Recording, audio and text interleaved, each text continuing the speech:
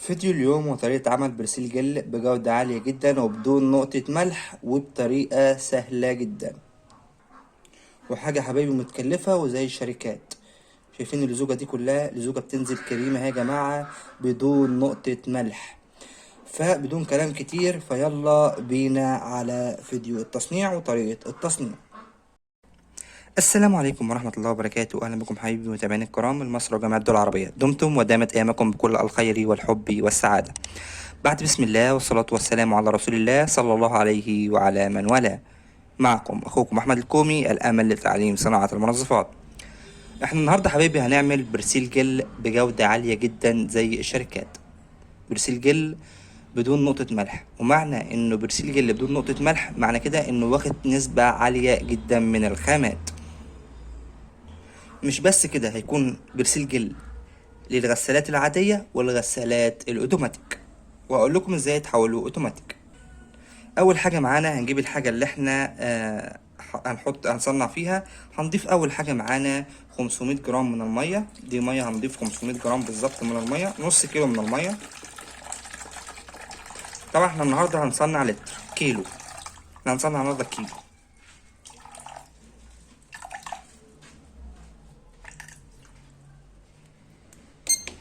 وبعد ما حطينا نص كيلو من الميه بتاعتنا،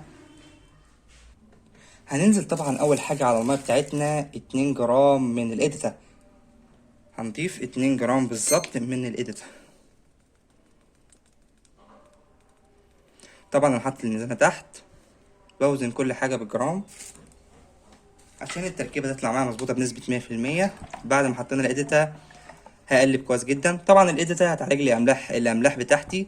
الاديتا بتعالج الميه من املاح الكالسيوم واملاح المغنيسيوم، بتعمل لي حاجز عليهم فما بيضروش المنتج.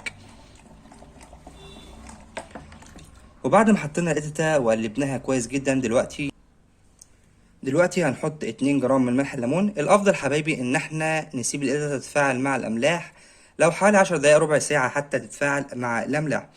بعد ما الاديتا تتفاعل مع الاملاح، هننزل ب2 جرام من ملح الليمون اللي هو حمض الستريك. 2 جرام. طبعا ملح الليمون من الحاجات اللي بتدوب بسهولة في المية.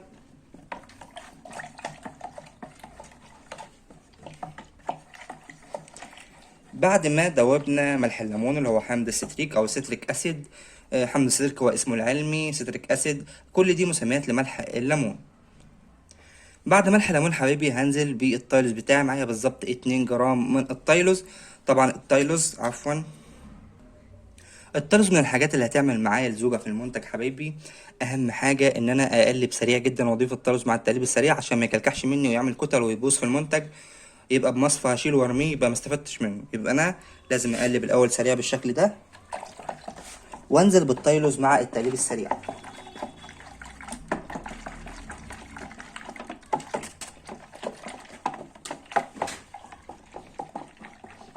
كده حبايبي التايلوز داب معايا بكل سهولة. طبعا هنشرح لكم كل حاجة بالتفصيل، مش هنخبي عليكم اي معلومة. بعد التلوث حبايبي هننزل وراه مباشرة ب25 جرام من الصودا السائلة. ننزل بنسبة الصودا مظبوط.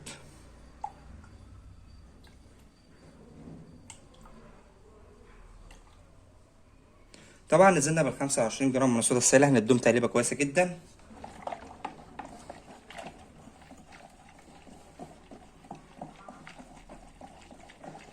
الصودا من الحاجات اللي بتتفاعل مع التيروس فتديني أكبر نسبة تغليظ من التيروس.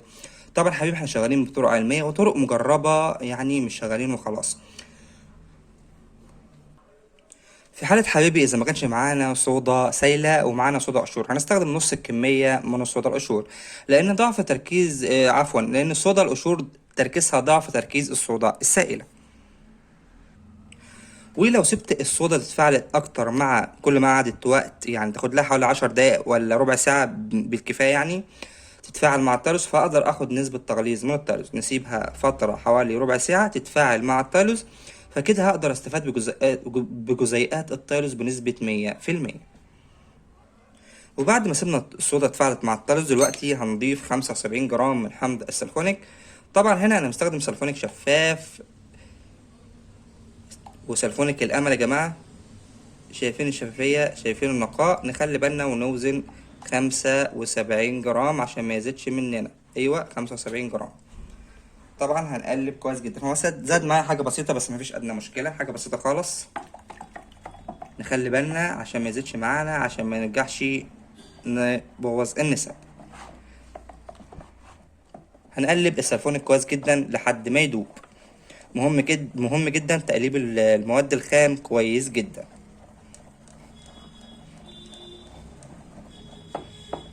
معاكم خطوة بخطوة، مش هنسيب أي معلومة. شرح وافي لكل الخامات وطرق الإذابة بتاع المواد.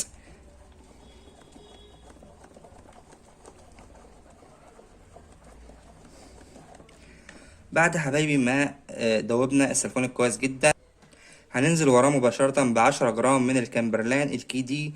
الكمبرلان من الحاجات الكويسة جدا اللي هتثبت لي رغوة المنتج، وكمان هترفع معايا في اللزوجة.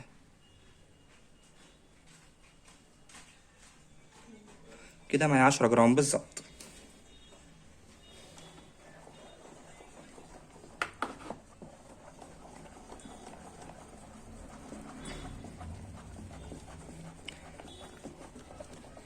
طبعا حبيبي احنا متعودين ان احنا بنظبط البي اتش بعد السلفونيك مباشرة، ولكن هنا الكمبرلان من الحاجات القلوية اللي هترفع معايا قيمة البي اتش، فالافضل ان انا اظبط البي اتش بعد الكمبرلان مش قبله.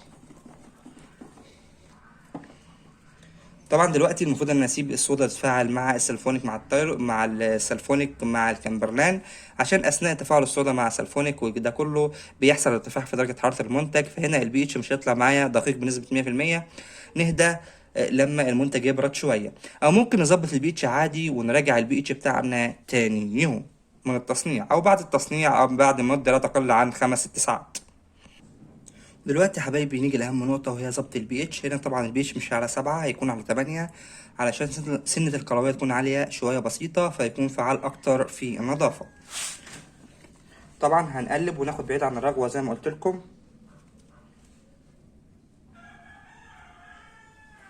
تعالوا دلوقتي نشوف البي اتش بتاعنا. البي اتش بتاعنا اهو يا جماعة، تعالوا نقارنه بورق البي اتش. بسم الله. زي ما انتم شايفين حبايبي، هو رقم 8. طبعا حبيبي انا بصراحة ظبطته اما وقفت سبت التفاعل يهدى شوية، عشان خاطر الفيديو كان هيطول علينا، فانا ظبطته هو على 8 بالظبط اهوت. طبعا احنا لازم نكون دقيقين معاكم ونقول لكم كل حاجة بصراحة، وما نخبيش عليكم اي معلومة. طبعا دلوقتي هيظهر لك هنا شريط هتضغط عليه هيوصلك لفيديو يعلمك ازاي تظبط البي اتش بكل سهولة. وبعد حبيبي ما نظبط البي اتش معانا بكل سهولة، انا دلوقتي مدوب خارجي 25 جرام من التكسبون في حوالي 100 جرام مية. يعني تكسبون الدوب في 4 أضعاف مية. طبعا المفروض ده يكون قبل التصنيع بيوم. بدوبه وبسيبه بيبوش وبيدوب تماما في المنتج بتاعي، فبضيفه مع التقليب بيكون دايب تماما، مفيش أي بواقي أهيت. بعد كده بديله تقليبة كويسة جدا.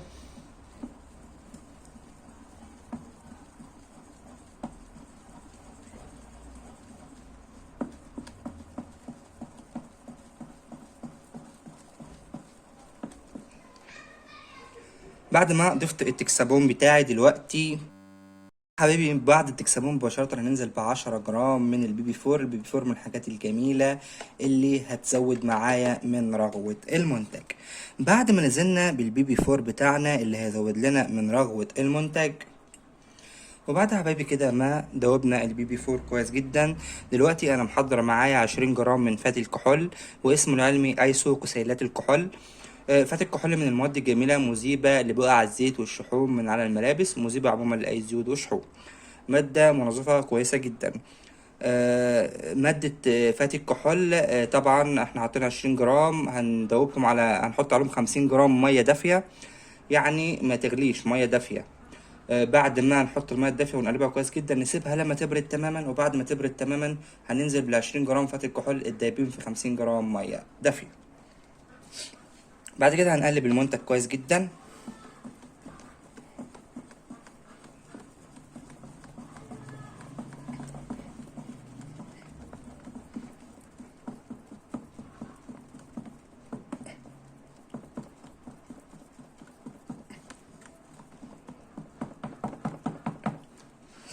وبعد ما دوبنا فاتح كحول كويس جدا، دلوقتي يا حبايبي هحط اللون. انا هحط لون ازرق.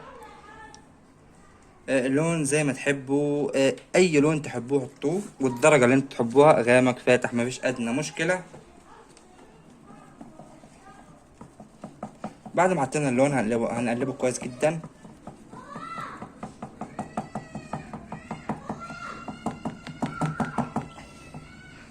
بعد ما حطينا اللون وبعد ما حطينا اللون حبيبي كده، دلوقتي هنحط المادة الحافظة اللي هتحفظ لنا المنتج لفترات. انا معايا دلوقتي بالظبط 2 جرام من المادة الحافظة اللي هي بيكرول. في بيكرول ماشي، في برماتول، انا حطيت برماتول، في برماتول، في بيكرول، في كذا مادة حافظة كويسة ملهاش اي ريحة. ممكن نحط فورمالين عادي جدا، ولكن طالما عملنا منتج عالي نحط مادة حافظة تكون كويسة وتكون آمنة. وبعد ما حطينا المادة الحافظة هنقلبها كويس جدا.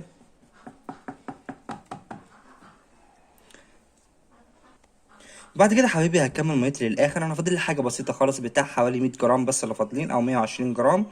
هنحطهم وخلاص. على كده نحط الماء ونرجع تاني. وبعد ما كملنا ميتنا للاخر يا جماعه، ده المنتج النهائي بتاعي، ما فاضليش غير الريحه. ودلوقتي هضيف 3 جرام من الريحه الزيتيه. طبعا انا مستخدم هنا ريحه لافندر، انتوا استخدموا ريحه برسيل جل، لافندر، اي ريحه تحبوها للمنتج بتاعنا. طبعا ده المنتج النهائي بتاعنا. بسم الله ما شاء الله، حاجة روعة وحاجة جميلة. تعالوا بينا نشوف المنتج بعد ما تعالوا بينا حبيبي دلوقتي نشوف المنتج النهائي بتاعنا. بسم الله ما شاء الله، لزوجة روعة، لزوجة ممتازة بدون نقطة ملح. ويبقى كده يا جماعة عملنا منتج عالي جدا. طبعا يا حبايبي لو عاوزين تزودوا من جودة المنتج كمان، المنتج طبعا عالي جدا، عاوزين تزودوا من كفاءته، هنضيفوا 2 جرام من البيوتيل جلايكول. البيوتيل جلايكول ممتازة جدا مع بعض أنواع البقع وكويسة جدا، فالبيوتيل جلايكول هيكون ممتاز لينا. لكن أنا خلص من عندي البيوتيل جلايكول دلوقتي. انتوا لو لقيتوا بوتال جيلاتين تضيفوا، ما ضفتوش المنتج برضو عالي. دي حاجة ترجع لكم. كده المنتج بتاعنا خلاص، مفيش فيه اي حاجة فاضلة، شرحنا كل تفاصيله. في البداية لو عجبك الفيديو اعمل اعجاب بالفيديو، واشترك بالقناة، وفعل الجرس حتى يصلك كل ما هو جديد من اخوكم احمد الكومي. واهم حاجة دعوة حلوة من القلب، لان احنا بنعمل ده كله علشان صالح دعاءكم. فما تنسوناش حبايبي من صالح دعاءكم، وما تنسوش كمان تدعوا لوالدي بالرحمة والمغفرة. انتظرونا في فيديوهات قادمة. كان معكم اخوكم احمد الكومي، والسلام عليكم ورحمة الله وبركاته.